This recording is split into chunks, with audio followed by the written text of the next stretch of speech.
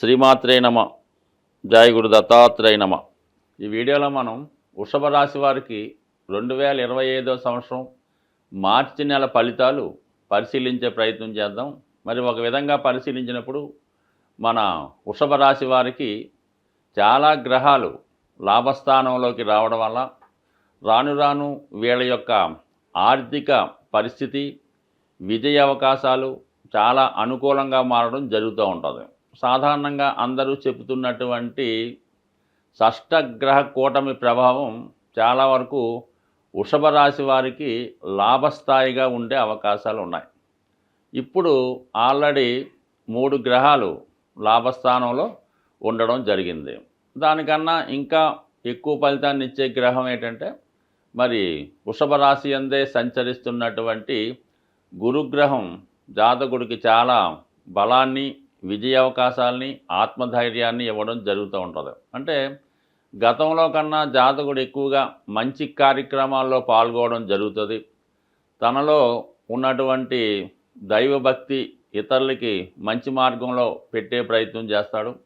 సంతానం యొక్క అభివృద్ధి మీకు ఆనందదాయకంగా ఉంటుంది. అంటే ముఖ్యంగా ఈ సమయంలో మీరు వ్యక్తిగతంగా సంతానం కొరకు ప్రయత్నం చేసినా, లేదా మీరు వివాహం కాని వారైతే వివాహం కొరకు ప్రయత్నం చేసినా, లేదు ఏదన్నా దూరంగా ఉన్నటువంటి పుణ్యక్షేత్రాన్ని దర్శిద్దామన్నా, విదేశ ప్రయత్నాలు ప్రారంభిద్దామన్నా కంపల్సరీగా ఈ సమయంలో మీకు గురుగ్రహ అనుగ్రహంతో జరిగే అవకాశం ఉంది. అయితే దానికి 11వ స్థానంలో ఉన్నటువంటి గ్రహాలు కూడా చాలా వరకు సహకరించడం జరుగుతూ ఉంటుంది. అంటే ముఖ్యంగా ధన పంచమాధిపతిగా ఉన్నటువంటి బుధుడు లాభస్థాన సంచారంలో నీచభంగ రాజయోగంలో ఉండడం వల్ల విద్యా సంబంధించిన విషయాల్లో ఉన్నత విద్య కొరకు దూర ప్రాంతం వెళ్దాం అనుకున్న వారికి ప్రయత్నం జరుగుతుంది. అలాగే ఏదైనా మీలో ఉన్నటువంటి టాలెంటు, అది ఒక కళారంగంలో కానీ, ఎడ్యుకేషన్లో కానీ, కంప్యూటర్ రంగంలో కానీ, సినిమా రంగంలో కానీ ఉన్నటువంటి వారికి మీ ప్రతిభకు తగిన విధంగా గుర్తింపు, దానికి తగు విధంగా మీ యొక్క ఆదాయం కూడా పెరగడం జరుగుతుంది. మిగతా వాళ్ళు ఏంటి కొత్తగా ఆలోచన, కొత్త వ్యాపార ఆలోచనలు చేస్తారు. షేర్ మార్కెట్, స్పెక్యులేషన్ వాటిలో కొంతవరకు కలిసి వచ్చే అవకాశం ఉంది. బట్ ఏదైనా జాగ్రత్తగా నిర్ణయాలు తీసుకుంటే మీ యొక్క జ్ఞానాన్ని బట్టి, మీ యొక్క సామర్థ్యాన్ని బట్టి చాలా వరకు ఈజీగా ధనం సంపాదించే అవకాశం ఉంది. మొత్తం మీద ధన పంచమాధిపతి లాభస్థితి ఈ రాశి వారికి అనుకూలించడం జరుగుతూ ఉంటుంది. ఆల్రెడీ శుక్రగ్రహం రాహుగ్రహంతో కలిసి ఉండడం వల్ల ఇది ఎక్కువగా సినిమా కళారంగంలో ఉన్న వాళ్ళకి, సినిమా యాక్టర్స్కి, యూట్యూబ్ క్రియేటర్స్ కూడా గొప్ప గొప్ప అవకాశాలు రావడం, ఎక్కువగా విదేశం నుంచి మీకు అవకాశాలు రావడం కూడా ఈ సమయంలో రావడం జరుగుతూ ఉంటుంది. ఇంకా రాహు ఉండడం ఎప్పుడు కూడా మనకి ఎక్కువగా ఈ సాఫ్ట్వేర్ రంగం వాళ్ళకి, మెడికల్ రంగం వారు కొత్త కొత్త యంత్రాలు ఉపయోగించడం, వాళ్ళ యొక్క నాలెడ్జ్ని ఇంప్రూవ్మెంట్ చేసుకుంటూ వారి యొక్క ఆదాయాన్ని కూడా పెంచుకునే అవకాశం ఉంది. ఎవరైతే ప్రస్తుతం ఉన్నటువంటి ఆదాయంతో పాటు అదనపు ఆదాయం కొరకు ప్రయత్నం చేస్తుంటారో వారికి కూడా ఈ సమయంలో చాలా వరకు ఆర్థిక పరిస్థితి బలపడే అవకాశం ఉంది. మరి ప్రస్తుతం ఇంచుమించుగా మనకి మార్చి 14-15 తారీఖుల వరకు దశమ స్థానంలో శని ప్లస్ రవిగ్రహ సంచారం, ఇది ప్రభుత్వ ఉద్యోగులకి చాలా వరకు పని ఒత్తిడి పెరిగినప్పుడు కూడా మీ సామర్థ్యానికి తగిన గుర్తింపు రావడం జరుగుతూ ఉంటుంది. ఎవరైతే ప్రభుత్వ రంగ సంస్థల్లో ఉద్యోగం కొరకు ప్రయత్నం చేయడం కానీ, ఏదైనా నామినేటెడ్ పోస్ట్ కొరకు ప్రయత్నం చేస్తున్నా సరే, లేదంటే మీ పెద్దవారి ద్వారా వారసత్వంగా మీకు ఏదైనా పదవి రావాల్సి ఉంటే ఈ సమయంలో మీరు దాన్ని ఖచ్చితంగా ప్రయత్నం చేయొచ్చు. దానివల్ల అధికార పదవి, అలాగే గుర్తింపు, హోదా కూడా పెరిగే అవకాశం ఉన్నది.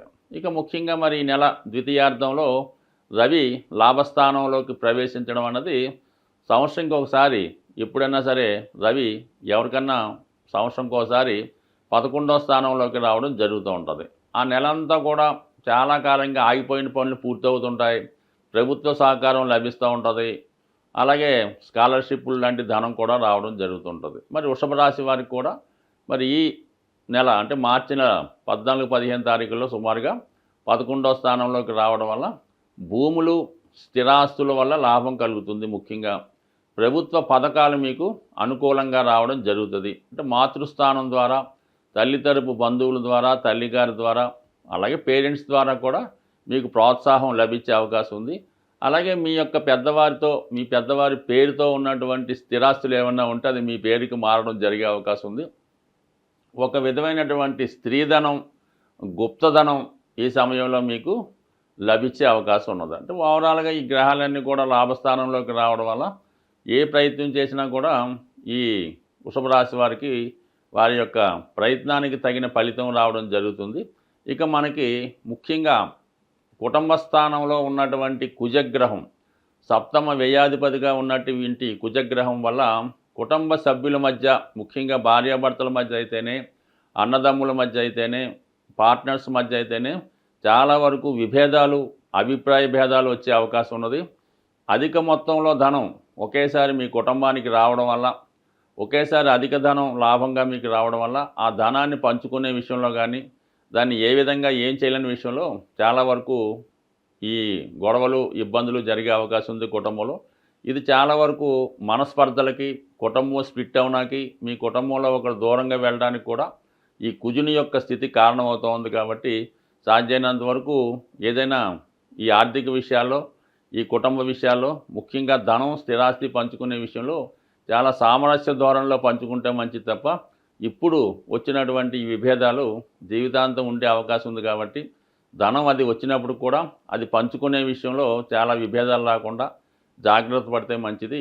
ప్రస్తుతం ఈ మార్చి నెలలో గ్రహస్థితి ఆర్థిక పరంగా చాలా ఇబ్బందికరమైన పరిస్థితులు ఏర్పడే అవకాశం ఉంది. దానికి కారణం ఏంటంటే ధనాన్నిచ్చే శుక్రుడు రాహుతో కలిసి ఉండడం, అలాగే గురు శుక్రుల పరివర్తన, ముఖ్యంగా ఈ వృషభ రాశి, మీనరాశి ఈ రెండు కూడా శుక్రుని యొక్క స్వక్షేత్రం, ఉచ్చక్షేత్రాలు అవ్వడం వల్ల శుక్రగ్రహం లక్ష్మీ అవతారంగా భావించడం జరుగుతూ ఉంటుంది. కాబట్టి మరి ఈ ప్రభావంలో ఏంటంటే కొద్ది ఫైనాన్షియల్ టైట్ ఎక్కువ ఏర్పడుతూ ఉంటుంది, విపరీతమైనటువంటి ధన వ్యయం జరుగుతూ ఉంటుంది.